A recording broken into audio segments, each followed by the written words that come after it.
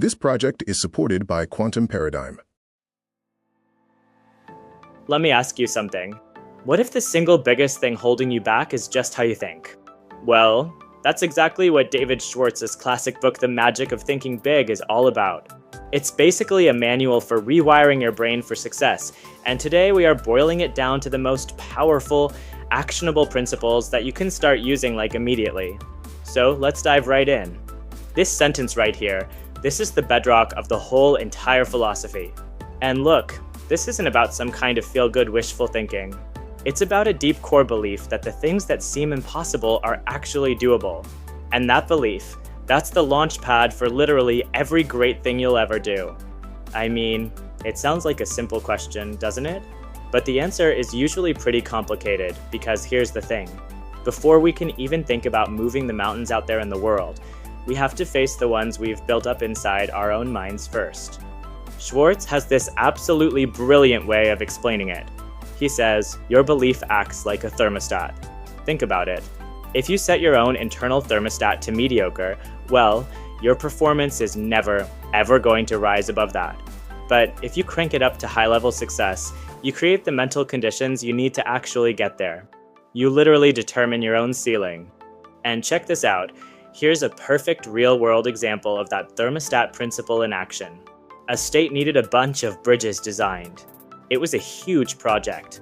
16 small engineering firms looked at it and immediately said, nah, it's too big for us. Their thermostats were set to can't, so they didn't even bother trying. But then you've got this one tiny little firm, just 3 engineers. They saw the exact same project and said, you know what, we can do this, and get this. They won the whole $200,000 contract. See, it had nothing to do with their size.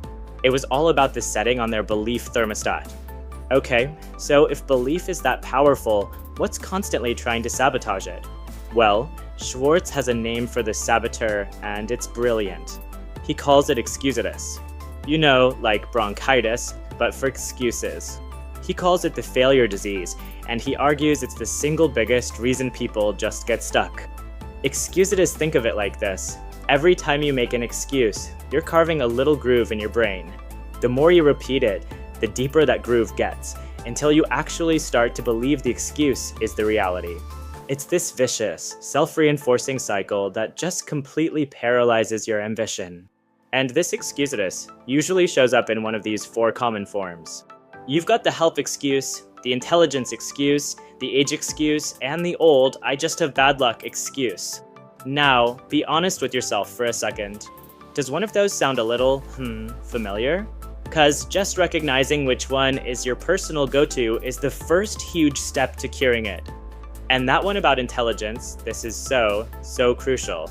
Your raw intelligence is kind of like the horsepower of an engine. It's useless if the driver, you're thinking, has it pointed at a wall. A positive, how can we do this? Mind will always outperform a brilliant, but negative mind that's just looking for reasons something won't work. Alright, so we've identified the disease. Now, what about the cure?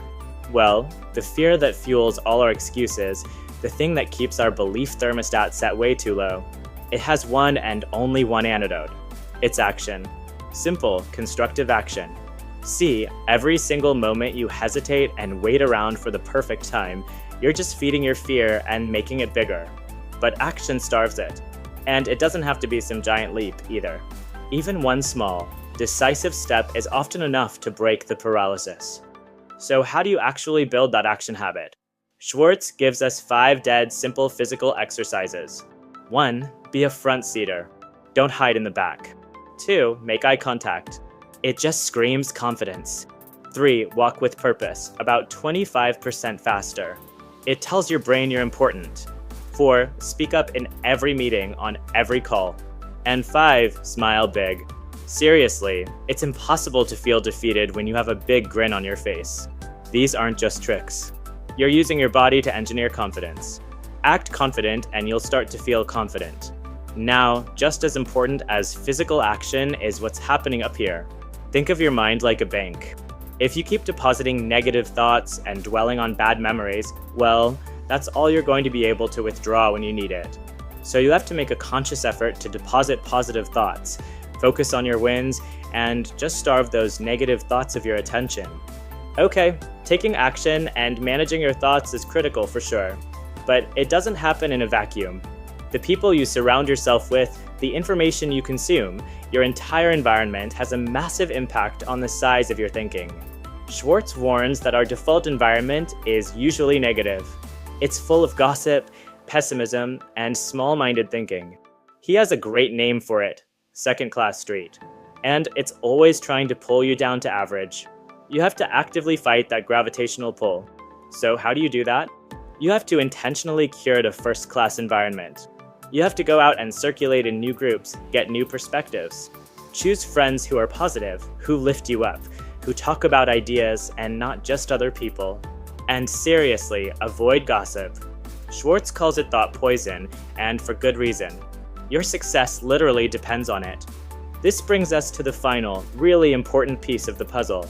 Once you've set your belief, cured your excuses, and managed your environment, now you need to adopt the specific thought patterns of a leader.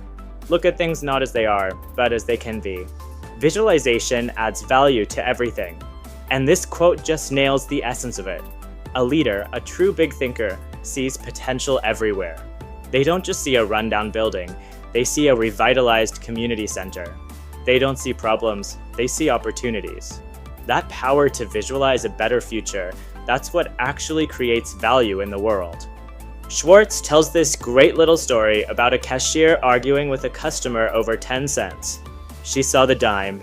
That's the little view. What she didn't see was the long-term customer, a person worth hundreds of dollars a year to that store. That's the big view. And that's the choice we face every single day. Big thinkers consistently prioritize that long-term potential over the short-term squabbles. A big thinker never, ever assumes they've arrived. They treat progress itself as their most important product. And by constantly asking, how can I do this better? How can I improve? You switch on your creative mind and you guarantee that you're always growing. So let's just tie it all together real quick. It all starts with belief, right? That belief gives you the power to just reject excuses. That, in turn, leads you to take decisive action. Action helps you build a first-class environment, and, ultimately, all of that together allows you to see the world, not just as it is, but as it could be.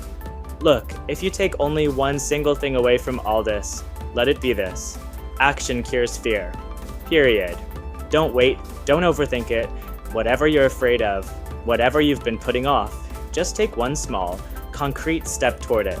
That is the magic. So I'll leave you with this one question. Forget someday. Forget tomorrow. Based on everything we've just talked about, what is one big idea, one bold move, one mountain you are going to start moving right now?